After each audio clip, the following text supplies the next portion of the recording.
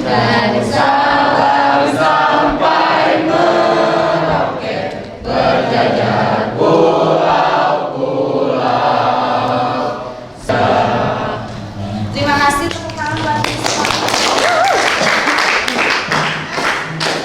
Sekarang kita akan membahas terkait materi aparat penegak hukum. Kalau minggu kemarin kita membahas tentang bagaimana kita menyikapi tentang pengamalan kehidupan konstitusi dalam kehidupan kita sehari-hari. Nah, sekarang kita akan membahas tentang aparat penegak hukumnya yang menaungi ketika kita melakukan aksi pelanggaran hukum.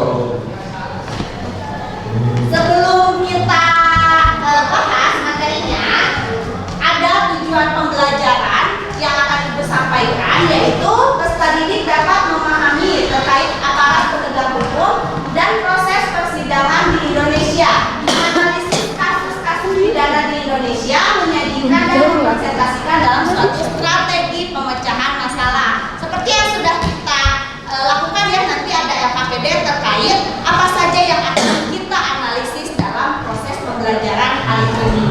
Oh, ada yang tahu beliau itu siapa? Bapak siapa? Masih Bapak siapa? Disamu. Siapa yang disamu? Pak Sigit siapa? Ketua Bapak Kapolri Indonesia. Jadi Pak Sigit itu adalah kepalanya seluruh polisi yang ada di Indonesia. Karena jenderal-jenderal pun ketuanya adalah beliau. Nah, yang sering sekarang muncul ya di media pertelevisian kita ketika banyak kasus yang terjadi di bawah situasi polemik tentang Kapolri di Indonesia, pasti beliau akan hadir karena inilah bapaknya polisi-polisi di Indonesia itu adalah Bapak Sigit. Ya, kita lanjutkan.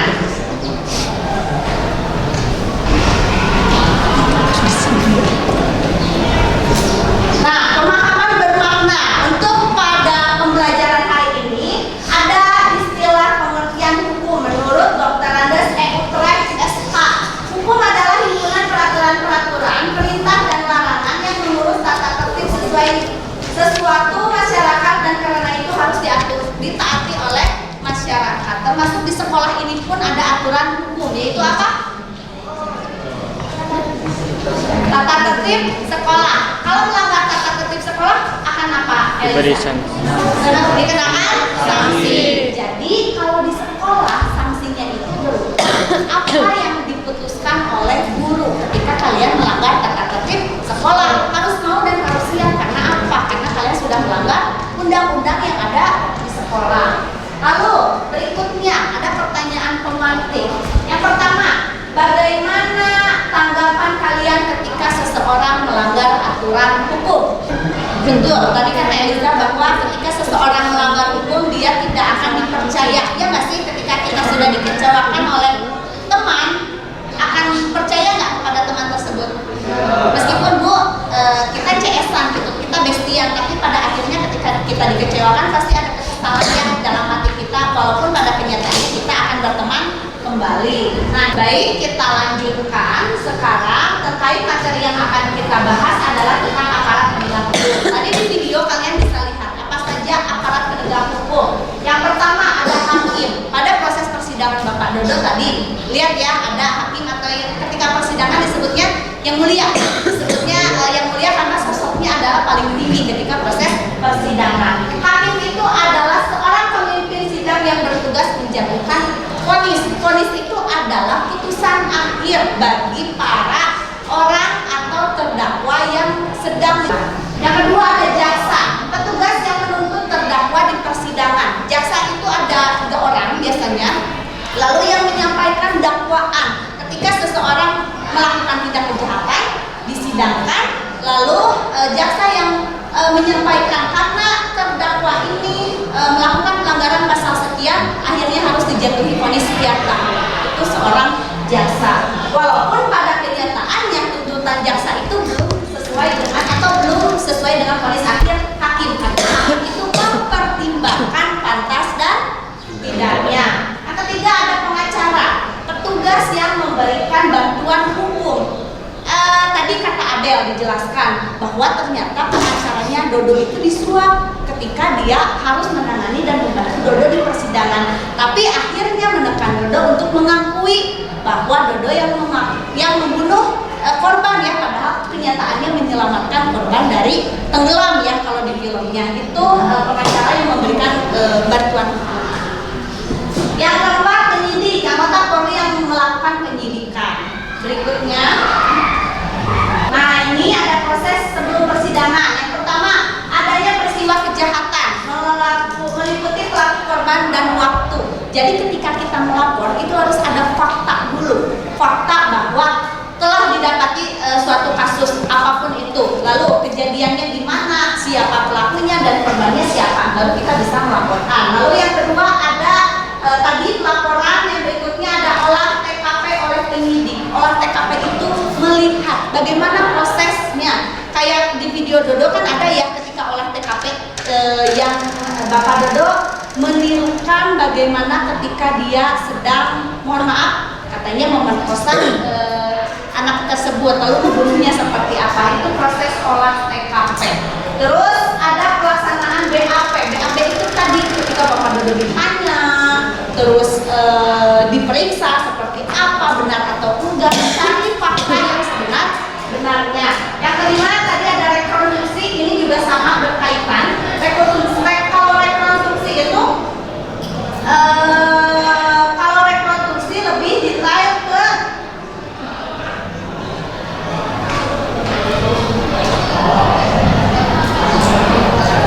proses kejadiannya. Rekonstruksi itu lebih detail yang sebenar-benarnya. Kayak pas tadi Bapak Dodo diajak direka adegan ulang seperti apa membunuhnya. Katanya membunuhnya pakai kayunya kayu yang mana, terus ada apa kejadiannya, situasinya sedang seperti apa. Dan yang keenam, setelah 1 sampai 5 tahapan selesai, baru penyerahan berkas ke kepolisian kepada kejaksaan untuk disidangkan. Ini sudah lengkap, sudah siap semua, akan disidangkan. Kita lihat juga ya kalau kalian mengamati kasusnya Ferdy Sambo juga sama, ketika sudah berkas sudah siap semuanya, maka kan sekarang sudah persidangannya sudah dimulai. Kita lanjutkan. Nah ini pada proses persidangan. Yang pertama ada pembacaan surat dakwaan oleh jaksa. Tadi yang sudah Ibu jelaskan bahwa jaksa itu adalah orang yang menyampaikan tuntutan ketika seseorang dijatuhi atau ketika seseorang dalam proses persidangan dan melakukan tindak kejahatan. Lalu yang kedua ada pembelaan terdakwa atas jaksa yang disebut eksepsi. Terdakwa akan ngomong atas pembelaan dirinya sendiri yang dijatuhi dakwaan oleh jaksa, apakah sesuai atau tidak. Yang ketiga ada putusan salah oleh majelis hakim sebagai pertimbangan sesuai enggak, sesuai dengan tuntutan jaksa atau enggak, apakah ada yang harus dikurangi atau justru ada yang harus dilebihkan ketika nanti vonis hukumannya. Maka setelah itu dikeluarkanlah ada keterangan saksi.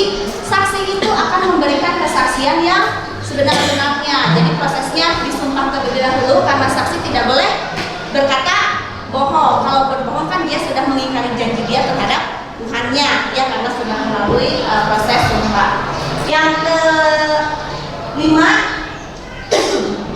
ada pembacaan tuntutan oleh jaksa lagi. Ketika sudah mendengarkan saksi, jaksa kan akan mempertimbangkan, oh saksi A ternyata memberatkan terdakwa, berarti saya bisa menaikkan vonis atau tuntutan saya. Kebalikannya saksi B justru meringankan bahwa ternyata terdakwa tidak melakukan sepenuhnya, ada teman yang lain mengaku dia melakukan tindak kejahatan itu, bisa saja tuntutannya dikurangi.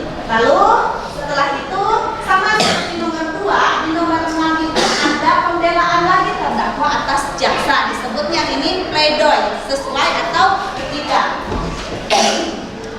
Yang ketujuh ada pembacaan replik oleh jaksa sebagai jawaban dari pledoi, diterima atau tidaknya. Yang kedelapan pembacaan duplik, ini adalah pembelaan akhir terhadap jaksa,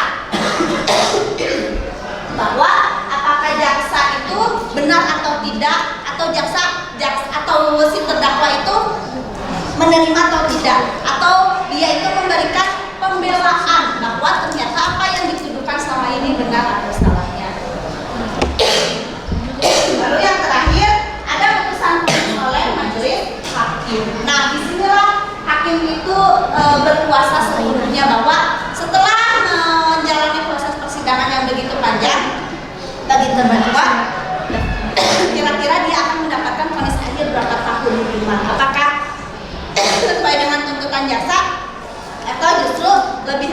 atau justru akan lebih berat. Jelas sampai sini ada yang ditanyakan? Berikutnya kita masuk proses diskusi kelompok. Nah, ada LKPD yang akan kita kerjakan, kalian diskusikan dengan kelompoknya masing-masing. Ini LKPD-nya terkait kita akan menganalisis salah satu kasus-kasus pidana yang ada di Indonesia dan sudah terjadi. Bebas, silahkan kalian pilih yang sudah diketahui oleh kalian sendiri dibahas. Jadi silahkan dari teman ini kalian membuat infografis boleh atau PowerPoint boleh terkait dengan ide pemecahan masalah sesuai yang ada di LKPD.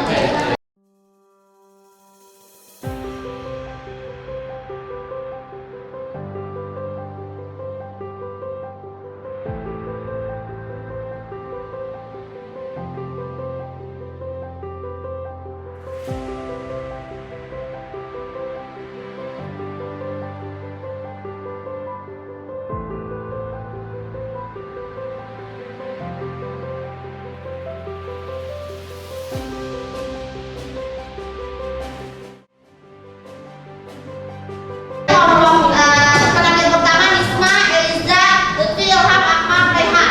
Jadi yang akan siap pertama tampil siap-siap kelompoknya Saiful.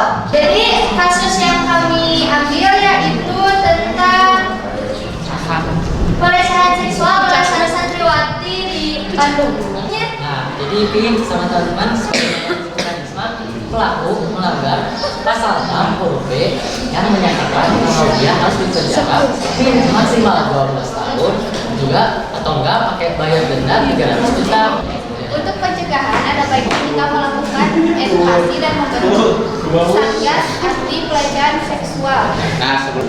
Kami akan menjelaskan tentang kasus pembunuhan Angelin. Angelin ditemukan tewas dan dibunuh di kediamannya, tepatnya di bawah kandang raya, dalam keadaan masih berlumuran darah dan dengan motif tak mau Angelin mendapatkan bagian harta warisan. Angelin adalah anak angkat yang sudah diurus oleh keluarga Margaret atau ibunya sejak umur 3 hari karena ibu kandungnya tak mampu untuk membayar biaya persalinan dan biaya untuk membesarkan Angelin. Langsung aja ke materi kita. Alasan kami memulai kasus ini karena kami merasa kasihan dan miris atas perlakuan pelaku terhadap korban dan kami ingin pelaku tersebut mendapatkan sanksi yang setimpal dengan perbuatannya. Juga kami ingin tidak ada lagi kejadian serupa yang terulang kembali. Yang akan dibacakan oleh Naura. Untuk tindakan hukumnya, pelaku dijerat pasal 340, junto 339, junto 338, junto 365, ayat 3 KUHP, junto pasal 80 ayat 3, Undang-Undang Nomor 11 Tahun 2019 tentang perubahan kedua atas Undang-Undang Nomor 23 Tahun 2002 tentang perlindungan anak. Ancaman hukumannya itu pidana penjara selama 20 tahun. Aparat penegak hukum terdiri dari empat divisi, yaitu hakim, jaksa, kepolisian, serta penyidik. Nah, dari sana juga akan timbul berbagai banyak kasus pidana yang terkait ini. Tapi terkadang ada saatnya orang yang tidak bersalah selalu disalahkan oleh orang yang berkuasa, dan orang yang berkuasa yang lebih berkuasa tidak diberi tindakan tegas oleh jaksa dan tentunya. Jadi pada akhirnya kita harus meningkatkan takwa kepada Allah, terus meningkatkan kewaspadaan dan tetap percaya dan waspada kalau kejahatan itu jadi kapan saja. Mungkin seperti saja. Terima kasih. Ada yang mau menyampaikan quotes tentang pembelajaran pada kasus yang sudah disampaikan tadi. Quotes kalian ternyata penyebab banyaknya kasus kriminal di Indonesia menurut Ustaz dan Eliza ada dorongan yang timbul dari diri untuk melakukan tindak kejahatan dan kurangnya pengetahuan serta keimanan. Bagaimana kita membentengi diri sendiri agar tidak melakukan tindakan yang melanggar hukum.